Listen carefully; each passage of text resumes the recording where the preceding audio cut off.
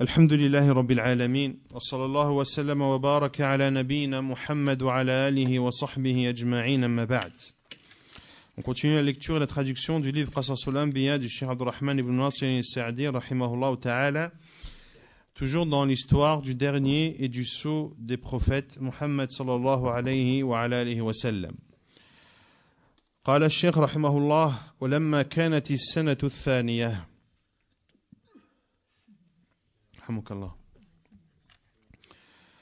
Et lorsque arriva la deuxième année après la hijra, فرض الله على العباد الزكاة والصيام فآيات الصيام والزكاة إنما نزلت في هذا العام وقت فرضها. وأما قوله تعالى وويل للمشركين الذين لا يؤتون الزكاة فإن المراد زكاة القلب وطهارته بالتوحيد وترك الشرك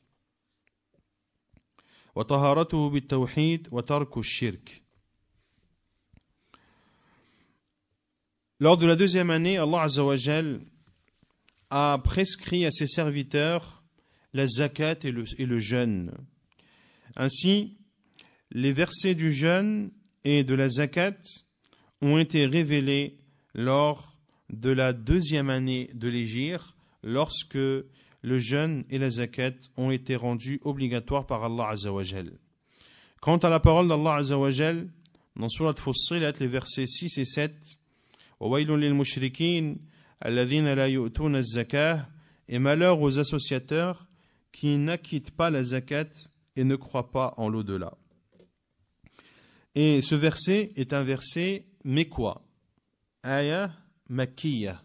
Les versets mécois, ce sont ceux qui ont été révélés avant la hijra. Or, on a dit que le jeûne et la zakat ont été rendus obligatoires quand? La deuxième année de l'hégire. Comment comprendre donc ce verset où Allah Azza wa Jal dit « Malheur aux associateurs qui n'acquittent pas la zakat et ne croient pas en l'au-delà ». Cheikh Sa'di dit « Ce qui est voulu ici, c'est la pureté du cœur et de purifier le cœur par le tawhid et par le délaissement du polythéisme. » Donc malheur aux associateurs qui n'acquittent pas la zakat, ici c'est le sens de purification. Malheur aux associateurs qui ne se purifient pas du polythéisme, qui ne purifient pas leur cœur en accomplissant l'unicité d'Allah Azza wa Jal et en délaissant le polythéisme. وفي السنة الثانية أيضا كانت وقعة بدر وسببها أن عيرا لقريش تحمل تجارة عظيمة من الشام خرج النبي صلى الله عليه وسلم بمن خف من أصحابه لطلبها فخرجت قريش لحمايتها وتوافوا في بدر على غير ميعاد فالعير نجت والنفير التقوا مع الرسول صلى الله عليه وسلم وأصحابه وكانوا 1000 كامل العدد والخيل والمسلمون 310 على 70 بعير يتعقبونها فهزم الله المشركين هزيمة عظيمة قتلت سرواتهم وصناديدهم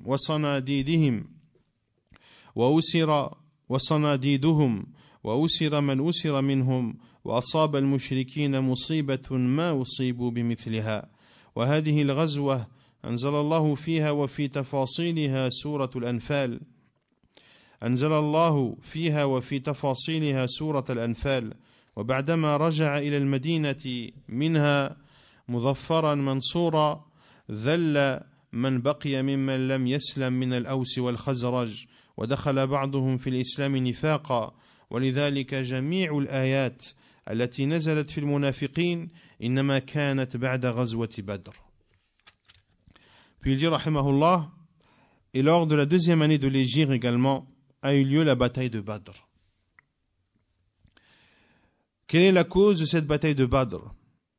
La cause est que une caravane de Quraysh qui transportait de la marchandise, énormément de marchandises provenant du Shem, de la région de la Syrie, la Jordanie, la Palestine. Donc ici, bien sûr, le Cheikh Saadi, rahimahullah, fait en sorte que son livre soit court, bref et précis.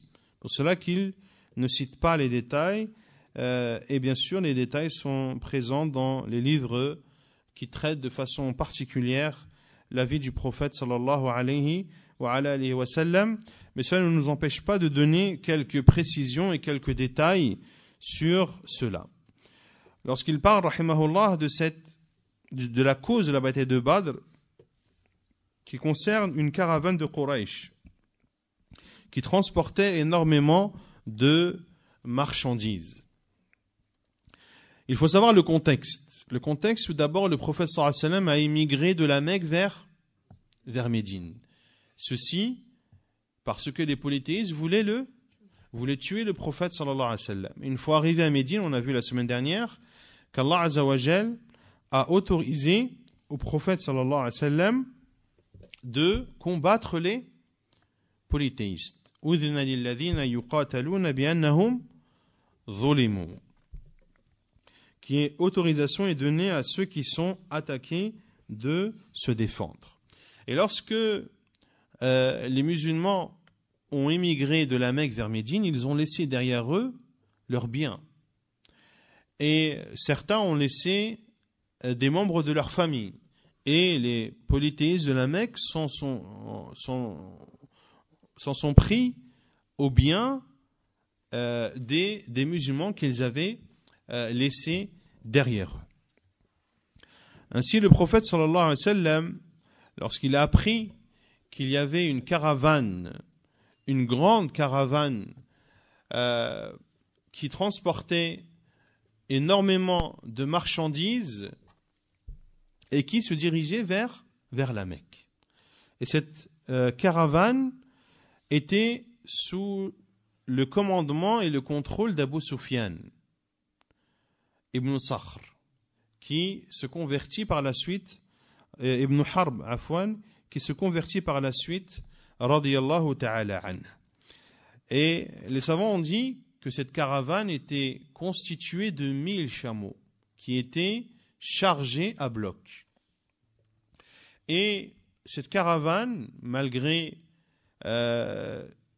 son envergure, n'était protégée que par 40 hommes. N'était protégée que par 40 hommes.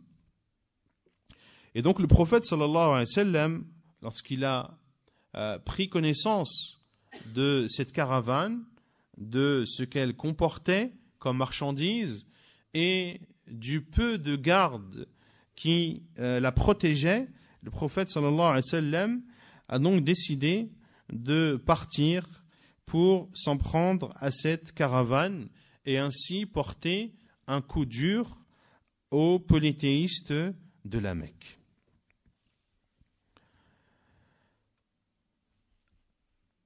Abu Sufyan était un homme extrêmement intelligent et extrêmement prudent. Et durant son voyage, il demandait à tous ceux qu'il rencontrait, il leur demandait des informations sur ce qu'ils ont vu durant leur trajet, ce qu'ils ont entendu comme information, etc., etc. Et le prophète sallallahu alayhi wa sallam est sorti de Médine pour aller intercepter cette caravane sur le chemin ou la route principale qu'empruntaient les caravanes qui venaient donc du Cham pour descendre vers la Mecque. Et Abu Sufyan, en investiguant par-ci et par-là, a appris que le prophète sallallahu alayhi wa sallam était sorti avec certains de ses compagnons pour s'en prendre à cette caravane de Quraysh. Et donc le prophète sallallahu alayhi wa sallam, lorsqu'il a su qu'il n'y avait que 40 hommes, n'est pas sorti avec beaucoup de ses compagnons et n'était pas sorti comme il serait sorti pour se préparer à combattre un ennemi. Mais il savait qu'il n'y aurait pas beaucoup de résistance. Donc le prophète sallallahu alayhi wa sallam est sorti avec lui 300 et quelques personnes, 300 et quelques hommes parmi ses compagnons radiyallahu anhum. Et lorsque Abu Sufyan a appris cela, la première chose qu'il a fait est d'envoyer des émissaires pour aller informer les polythéistes de la Mecque que le prophète sallallahu alayhi wa sallam et ses compagnons allaient s'en prendre à lui. Et en même temps, Abu Sufyan a changé d'itinéraire et a pris l'itinéraire qui longe la côte. Car il y a la côte de quelle mer? La mer Rouge. Donc, il s'est éloigné du chemin principal qui lie le Cham de la Mecque et s'est rapproché du littoral. Et de cette façon, il a pu éviter le prophète sallallahu alayhi wa sallam et ses compagnons. Il a alors envoyé d'autres émissaires pour prévenir les polythéistes de la Mecque que nous avons échappé et nous avons pu être épargnés de Muhammad sallallahu alayhi wa sallam et de ses compagnons.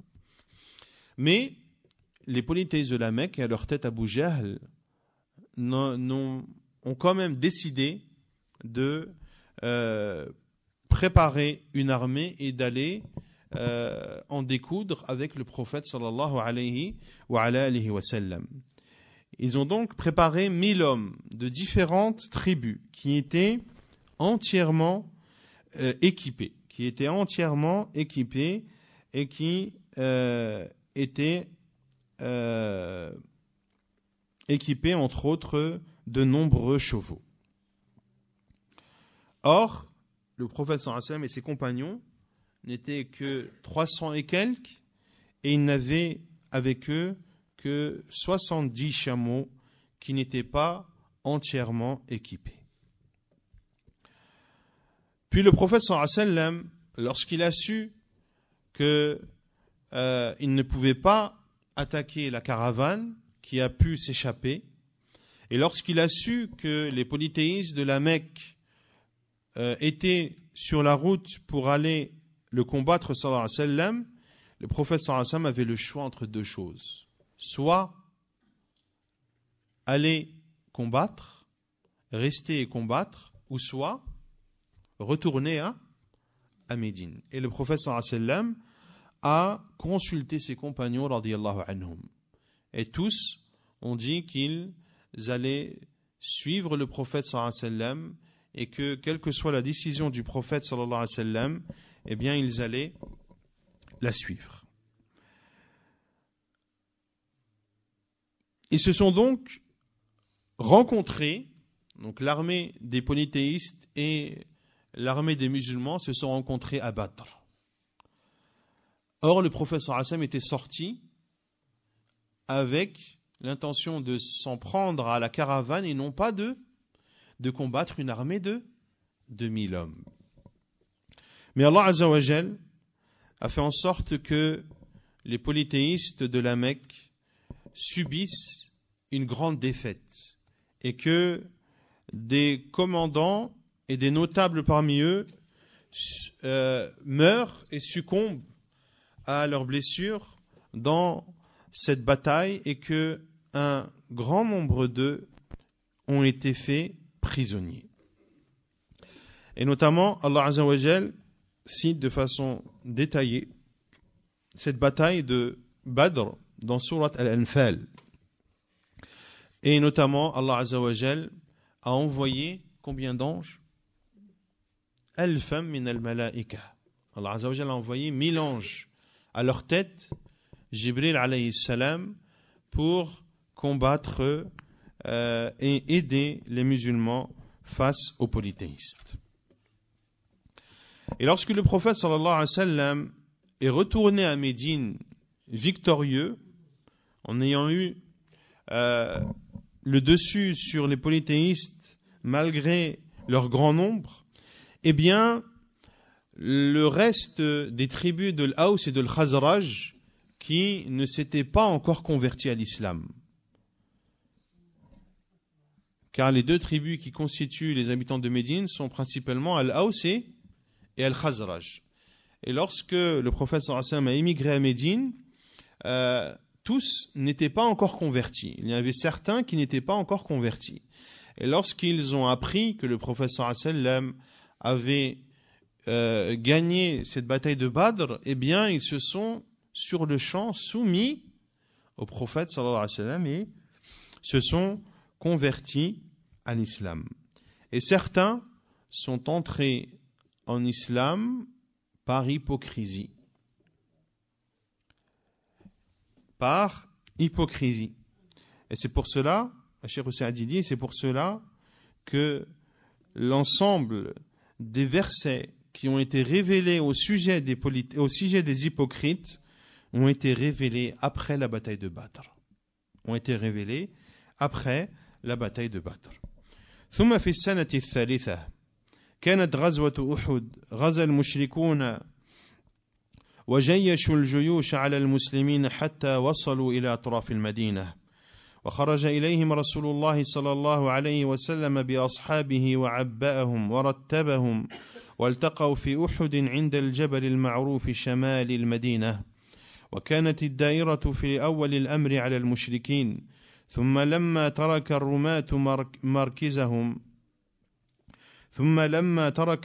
مركزهم الذي رتبهم فيه رسول الله صلى الله عليه وسلم وقال لهم لا تبرحوا عنه ظهرنا أو غلبنا وجاءت الخيل من تلك الثغرة وكان ما كان حصل على المسلمين في أحد مقتلة أكرمهم الله بالشهادة في سبيله وذكر الله تفصيل هذه الغزاة في سورة آل عمران وبسط متعلقاتها فالوقوف على هذه الغزوة من كتب السير يعين على فهم الآيات الكثيرة التي نزلت فيها كبقية الغزوات. Puis, en l'an 3 de l'Hégire. C'est dans cette année, dans cette troisième année de l'Hégire qu'a eu lieu la bataille de Uhud.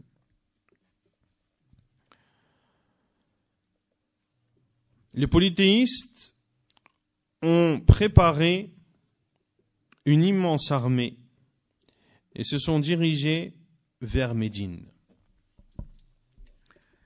Cette bataille de Uhud a donc eu lieu après la bataille de Badr. Lorsque les polythéistes ont subi cette cinglante défaite lors de la bataille de Badr, et lorsque des notables parmi eux et des chefs parmi leurs chefs et leurs hautes personnalités ont été tués ou ont été faites prisonnières lors de la bataille de Badr, les polythéistes de la Mecque ont donc décidé de prendre leur revanche et de s'en prendre et de venir en découdre une nouvelle fois avec les musulmans. Les musulmans qui, lorsque le prophète sallallahu alayhi wa sallam a pris connaissance que les polythéistes se dirigeaient vers Médine pour les combattre, le prophète sallallahu alayhi wa sallam a préparé ses compagnons radiyallahu anhum, les a placés, leur a expliqué sallallahu alayhi wa sallam la stratégie qu'il fallait adopter lors de cette bataille. Ils se sont réunis, ou ils se sont rencontrés, c'est-à-dire les deux armées, au niveau de cette montagne de Uhud qui se trouve au nord de Médine.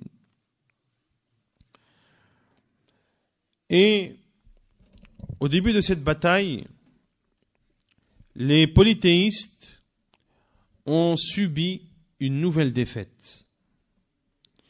Mais à cause des archers qui ont désobéi au prophète sallallahu alayhi wa sallam lorsqu'il leur a dit « Ne quittez pas votre poste, que nous prenions le dessus ou que nous soyons vaincus. » Le prophète sallallahu alayhi wa sallam a placé des archers et à leur tête Sa'd ibn Mu'adh. il les a placés sur un petit monticule pour préserver l'arrière des musulmans.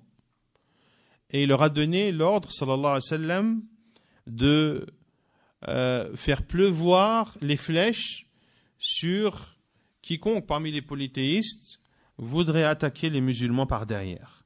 Et le prophète alayhi salatu wassalam a donné des directives extrêmement fermes à ses archers en leur disant de ne jamais quitter leur poste, que les musulmans prennent le dessus ou que les musulmans soient vaincus par les polythéistes.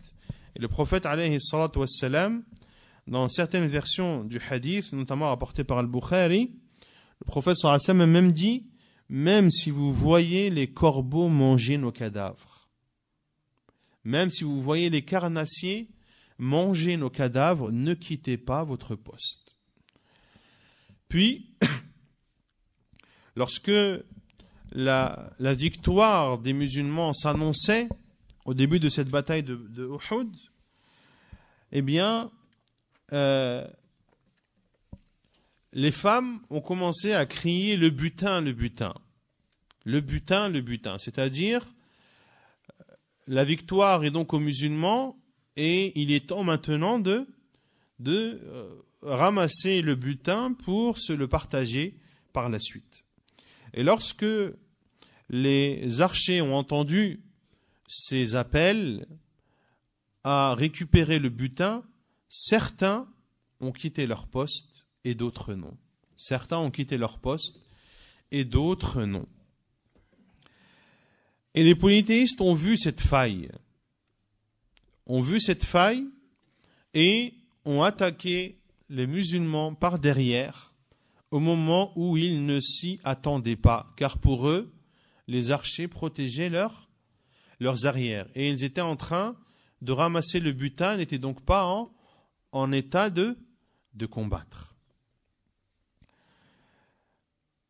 Et a eu lieu ce qui a eu lieu, et les musulmans ont subi une défaite au final dans cette bataille de Uhud, dans laquelle un certain nombre de compagnons du prophète sallallahu alayhi wa sallam ont été tués, 70 au total, et les détails de cette bataille de Uhud, Allah Azza wa Jal les cite dans Surat Ali Imran.